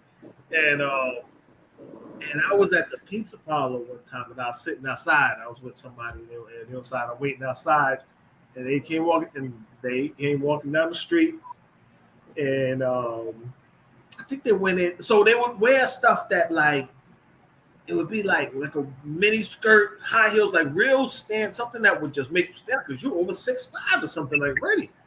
So, some type of top that looks like some bra type stuff. Or, it was a lot. It was a lot. So, but the crazy part is they struck up a conversation. So I'm sitting outside. I'm like, man, there's probably a lot of questions I could ask, but I really don't know what to say. But the crazy part is they went into the pizza parlor and they obviously told them they knew the person. I guess they've been over this, but it's like, man, you can't. Like, now you can't come in here like this. Like, and they're basically saying it like they say it to anybody. Like, you can't come in like you on the beach kind of thing. So then they were just sitting outside or whatever. And they were talking about somebody told this is all my life. They would tell me the whole life story, like how they've always been like this and extravagant dressing, this and this, and that was just the way they lived. And but they were like, damn, I just want some pizza right now. You know what I'm saying? They're like, I was like, and I only thing to say, I was like, man, but you are dressed kind of like, something I would tell anybody if it was a female who was dressed like that. I'd be like, you dress kind of crazy, like. But I was empathetic with the fact of like, they were just hungry. They wanted to get Mike, why did you just go buy the pizza for? Say what? Oh, I didn't think. You bought the pizza, Mike. Damn, you could have solved the problem. Mike was being just like Charles. He was. I'm having this conversation right now. Like I'm having this conversation like 3 years later or 2-3 years later. I didn't even think about that. Like I didn't was like an option at the time. I think I was so. Oh my goodness! So focusing on what was going on at the moment. Right. But he was like, yeah, I just want a pizza. I was like, I just want something to eat, and they're not cool with me coming inside. And I was like, damn. I was like, that's got to be rough. You know what I'm saying? But at the same time, I'm thinking, but you knew what you was putting on that morning. Like, right. But for that person, it wasn't so much that, they was like transgender or whatever. It was like they were dressing over the top. Yeah. And what do you expect for people to do if it's not normal for them to see that at that time? You know what I mean? At that time. Like, people are going to look. They're going to stare. Some people are going to be rude. Some people are going to talk. And they said they liked that attention, like they wanted that attention, kind of thing. Like that's what the person told me. But you said it. I mean, obviously, some people will do it for attention. Some people do it because that's really what they feel. You know what I mean? Or a combination of both, whatever. But the thing is, for that time period, like I could only imagine because you said dude was like 6 foot something. 6, like over me several inches. Like it was like at least like there 3-4 like 3 inches at least taller than me. You know what, man? I'm gonna tell you something, man. This was like maybe 5 years ago. I was in Walmart and I was like dressed head to toe. Hair was done, I had my earrings in, ran into Walmart doing homecoming stuff, just had to run in real quick. And there was a group of clearly homosexual men. They were homosexual men. You know what I mean? No ifs, ands, or buts about it. They was just enjoying themselves in Walmart, walking around, whatever. What got me wasn't that. What got me was when the dude asked me, Yeah, party somewhere. Well, you know where you going, you know. And I said, yeah, just do homecoming stuff, you know. But you know, I'm gonna talk to anybody. One thing about me, like if you good peoples, you show love, I'm gonna show love. But I'm not gonna say I felt uncomfortable because I don't want this to sound crazy. I don't want to. I don't want to. You know, but the conversation, it was like hard for me to get out of the initial part of the conversation, which was going to homecoming. You know, hope y'all have a good evening. But it was just feeling a little awkward because I kept getting asked questions. And at some point, I'm like, well, I'm going to meet my friends and we're going to hang out. But I'm not trying to be disrespectful. And they weren't being disrespectful. Let me please say that. I don't want anybody to think that it was disrespectful. It's just for me for a second, I don't know if I knew how to break out of that part of the conversation. And the reason I'm talking about the way I was dressed, because normally most people see me with my hat, my t-shirt, and all that other stuff. But let me shut up because I'm sounding stupid. I don't want to talk about this on here, man. You know, I don't want to talk about it. All right. It was because I don't know what I'm saying, man. 'Cause I don't want to get in no trouble neither. Let's read what Melody wrote. What's up, Mel? Where you been, Mel? This is definitely a sensitive subject. The medical. You read that? No, you want me to read it? I was going to read it. Okay. This is definitely a sensitive subject with the medical field because they can identify with whatever sex they chose, but we still have to treat them medically with the organs they have. Wow. For instance, a person born a woman but identifies as a man, if they still have female organs, I still have questions about the organs until they are removed. That's heavy. Yeah, that's heavy. That's heavy. That's interesting. I guess my question would be like I asked, I wonder Mel, like if she ran into any problems with that. Like I think anybody who has to go through that, like I would expect them to feel like, all right, you gotta do whatever your job is. But I'm sure they could probably, I don't know, I don't, you know, I didn't want to get too deep into that because this ain't my territory, man. I don't know. It's like but I'm assuming like, what am I assuming? Yeah, I don't know. No, you can tell. So I don't know. No, Let's stay away from that. I read it and I was gonna keep it moving. But Yeah, I get what I'm you're assuming if you walk into there and there's something that's relevant, you're gonna give all the appropriate answers and stuff to whatever those organs are that you still do have. And it's not gonna be like an issue of conflict unless somebody's like, you know, if they're in denial about what their anatomy still is or something like that. I guess that's the best way to put it. We tiptoeing over this well, but Yeah, well, you know, this is tough stuff, man. But you know what's funny though, when we had the conversation too on the racial stuff as well. Remember, we had a couple of people in our conversations. There's like, oh, you know, I feel a little like I'm tiptoeing over certain topics, and it's you know, it's not always, you know, it's not, which is not a got the hard topics, man. Yeah, I mean, you know what I think makes it so hard? Again, you can literally get attacked for responding. And that for me makes it hard because we have to sort of have the boundaries of what a conversation is supposed to be. So if I don't know something, I just don't know. But I've seen situations where, especially on Clubhouse, man, Clubhouse in the early days, man, was like, yo, this is crazy. It was crazy to see people gang up on a person because they literally did not understand a new term that might have come or a new definition that was being brought forth in a community that they're not a part of. And so that for me was like, nah, like that's not it. And then also like people were yelling at other people, you just misgendered me. And they're like, what am I supposed to say? I'm listening to your voice and I thought you were. You see my point? So, you know, your name said, so I thought you were. And they're like, well, you need to read because this is my pronouns are listed and you misgendered. And I'm like, yo, like, nah, there's 400 people in this audience. You want everybody to read everything? Like, I don't know, man. I just think that the same compassion that people would like shown to them, they have to give to people who are learning about them. That's just my take on it. yeah. No, I mean, I guess that's to be expected. Right? I mean, that's the way it should be. That's the way it should be. I'm going to read what Kurt. Yeah, what you going to say? I was gonna say, you know, it's crazy. I was just thinking years ago there used to be on Saturday night Live.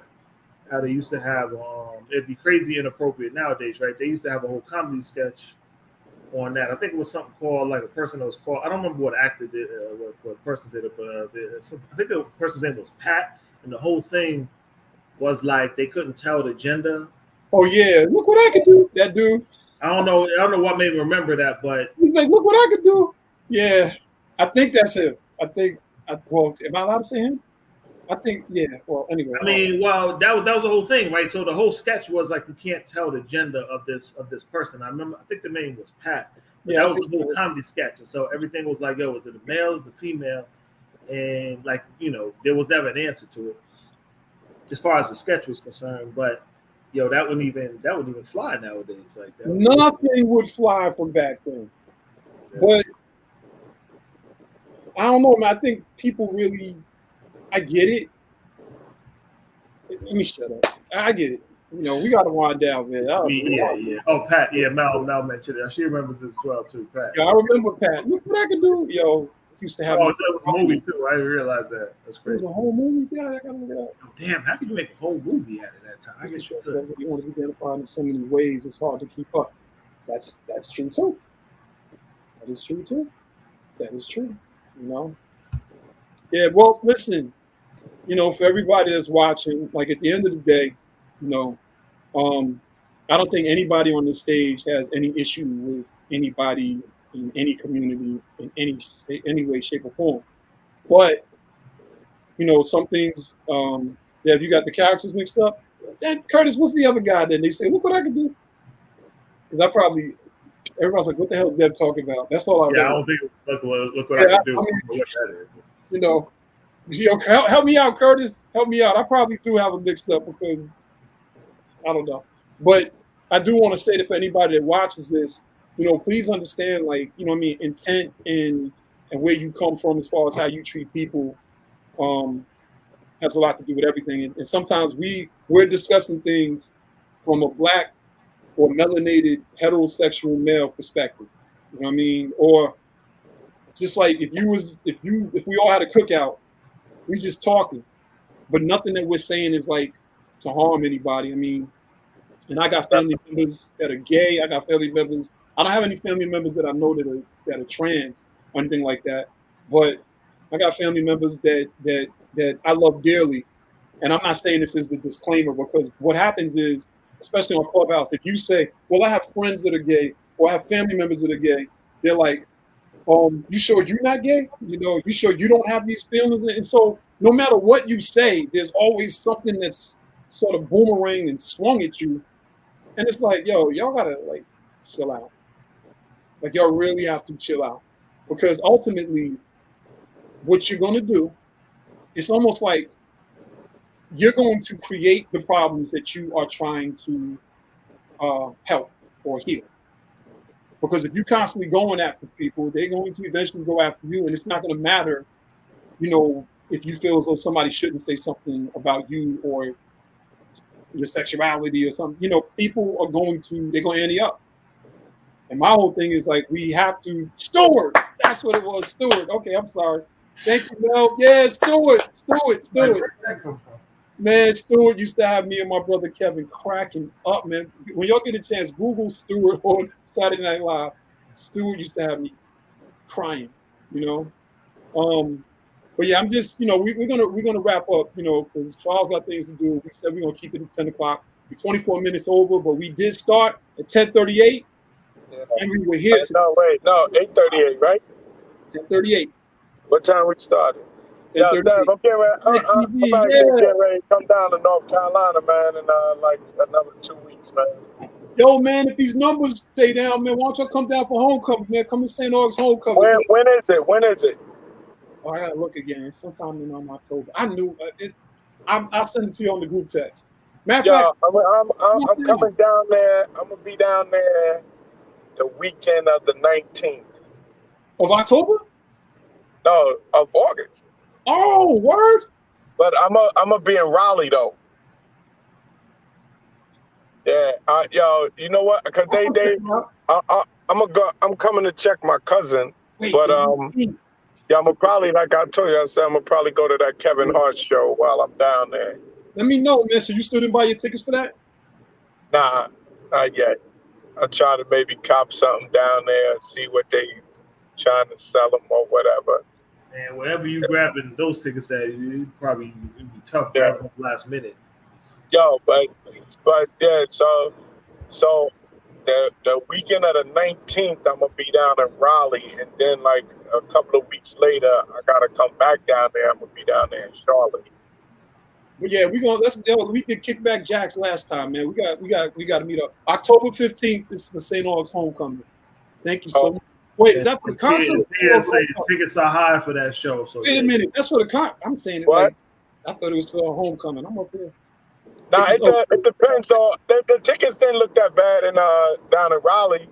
The one that he got Chris Rock with him, but I don't think the one in Raleigh, him and Chris Rock ain't together though. Oh, I thought they were performing all their shows together. I thought that was Only certain shows. All right, I don't think he with him every show. Cause the one that he's with him, they mentioned Chris Rock. The one in Raleigh, I ain't see that. I've seen tickets from like $60 to up to a couple of $100. You know what I mean? All right, black people. I'm about to, when we do this, it changes the dinner schedule. But they also, Dev, they also having like a Caribbean festival in Raleigh that weekend. Some type of festival. Yeah. He's so incredible, man. Like, so I mean, if I think I'm gonna be in town, if so, man, depending on what you and your family doing, man, let's definitely catch up.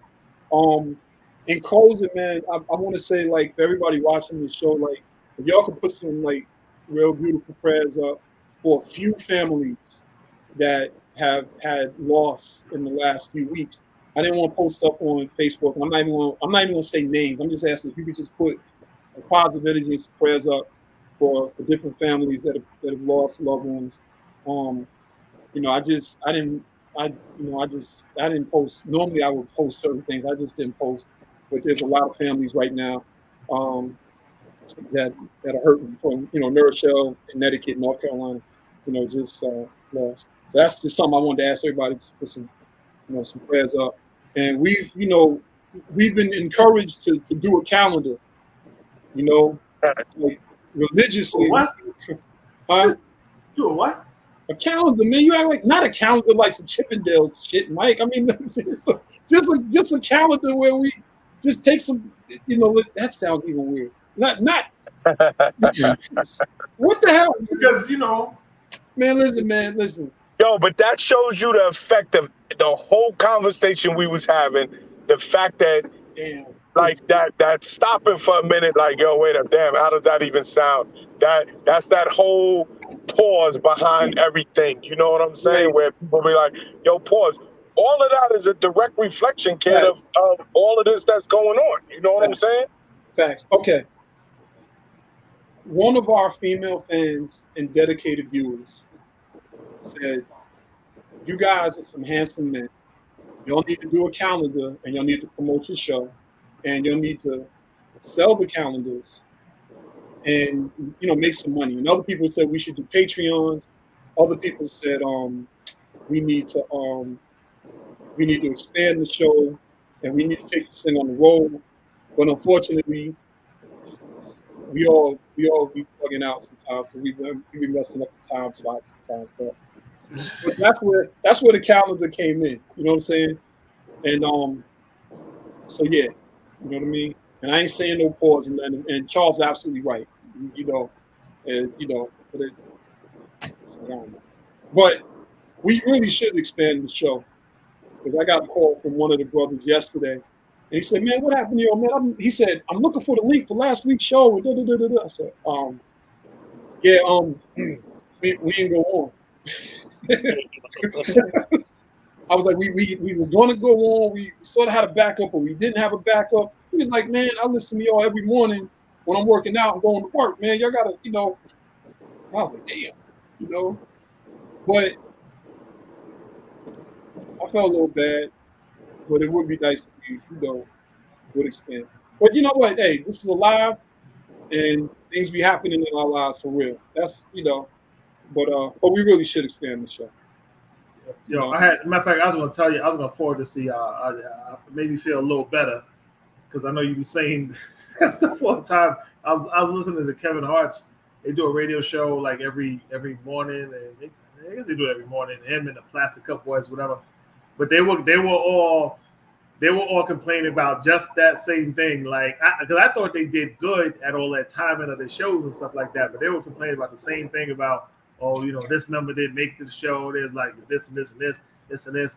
And every time, like, for the most part, everybody's there. You notice when Kevin Hart's missing, but wow. You know the name and like none of them dudes. But anyway, I'm ready to wrap up when y'all, because I'm still trying. Well, what kind of calendar? Wait. What was that? I'll do a calendar. She gonna do it with me.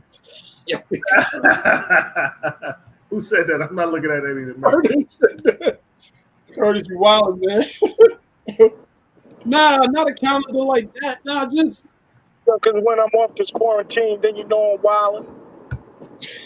12 months, and hello, Crystal. Hello. Why can't it be that kind of calendar, right? I mean, everybody's in a little shape. Kind of like business suits, business casuals. I don't know. You know what? I don't know this shoot. I don't know. I think Crystal's on there. What's up, Crystal? Hello, Crystal. Join in when we getting off.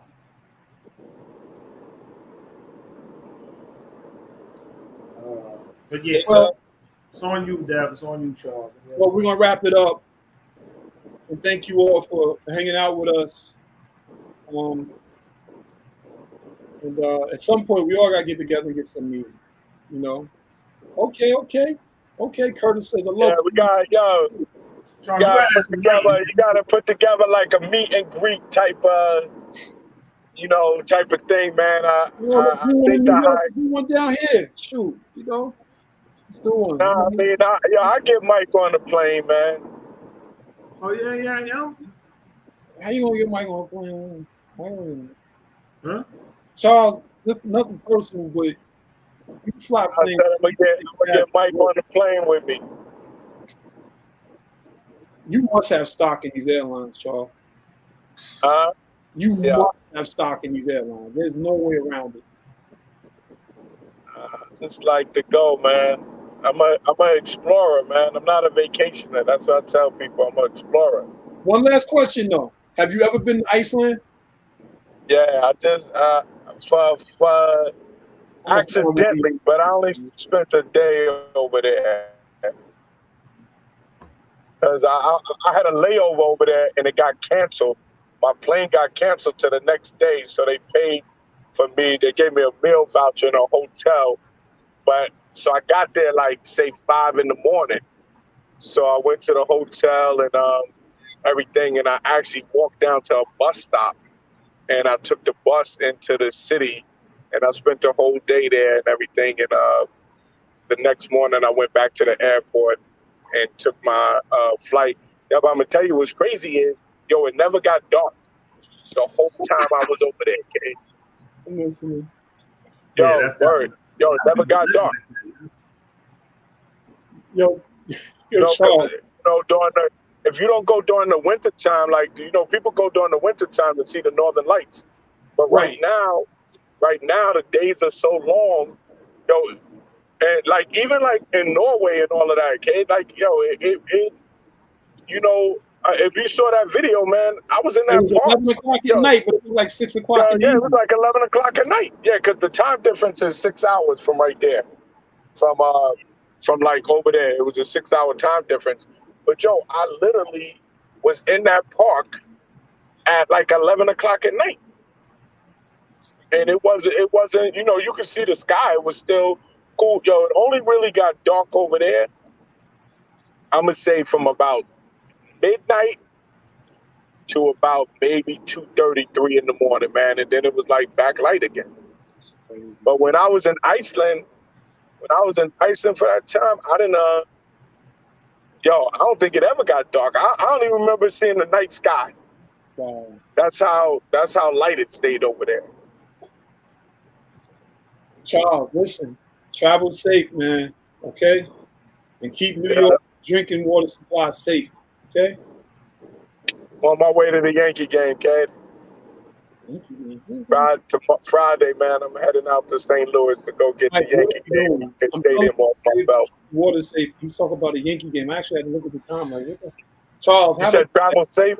What you said to me? Travel safe? yeah, and keep the water supply from New York safe. Oh, I thought you said travel. Oh, yeah, that's what I'm getting ready to go do right now. Yeah, Curtis, yo, let's hook it up, man. I saw Curtis at a wedding, man. When Phil's got married, man, and Curtis was one of the groomsmen. He was up there doing his thing. You know, everybody looked beautiful, handsome. Everybody was doing their thing, man. It was a great turnout for one of our Nerd Show brothers.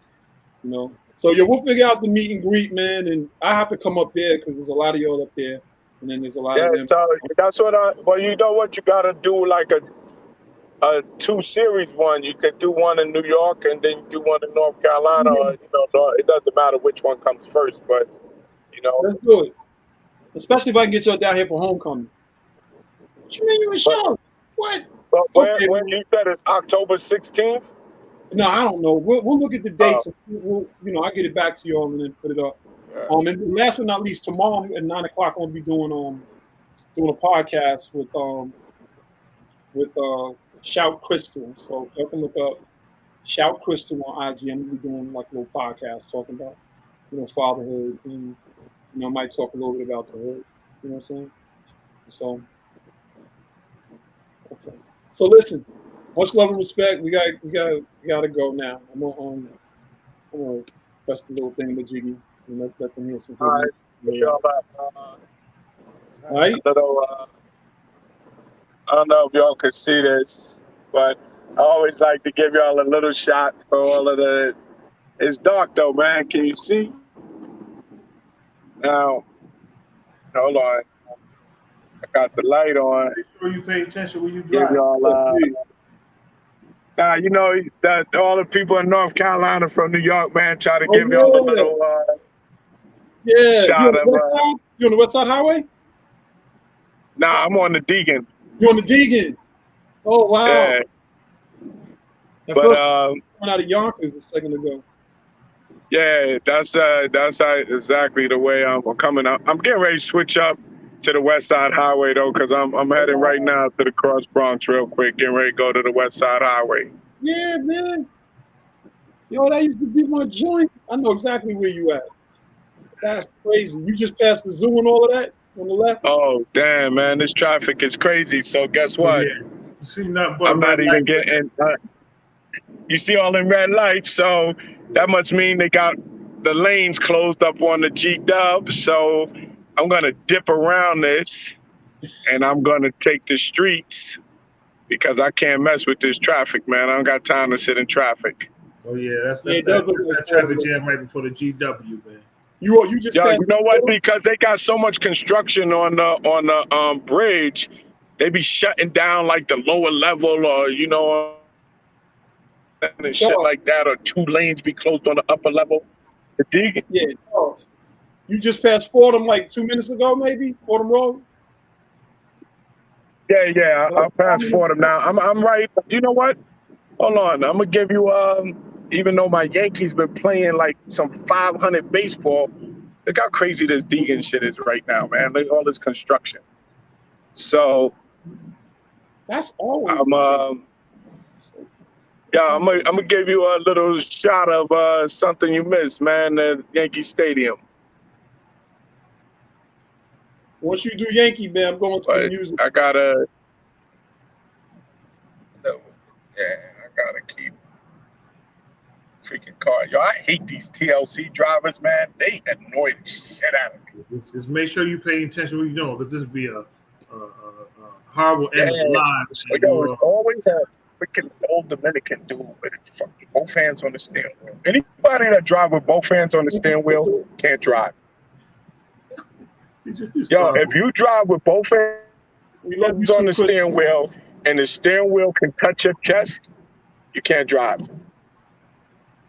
Or I already know. Can't drive. Or maybe they sitting on. I ain't going. All right, boom. Here we go. So, I'll give you a little shot. You see right there. I don't know if you can see it. It's kind of blocked by the trees, but I was trying to behind the trees right there. You can't see it, but I was trying to give you a shot of Yankee Stadium real quick because I'm getting ready to get off this way and cut up We gonna have to up know to Broadway. the distance. Charles, we said good night to everybody. Let's see the last comment. Yeah, that's it. That's it. Okay, there you How go. we going there? Oh, there we go. That's Yankee Stadium. There you go. You can see it in the blue. That's Yankee Stadium. Okay. All right. John Champion, what's good, man? Okay. Oh. We're not shouting everybody out tonight, but for everybody that joined us, thank you so much. Much love and respect. And we're about to get up out of here. Peace. All right.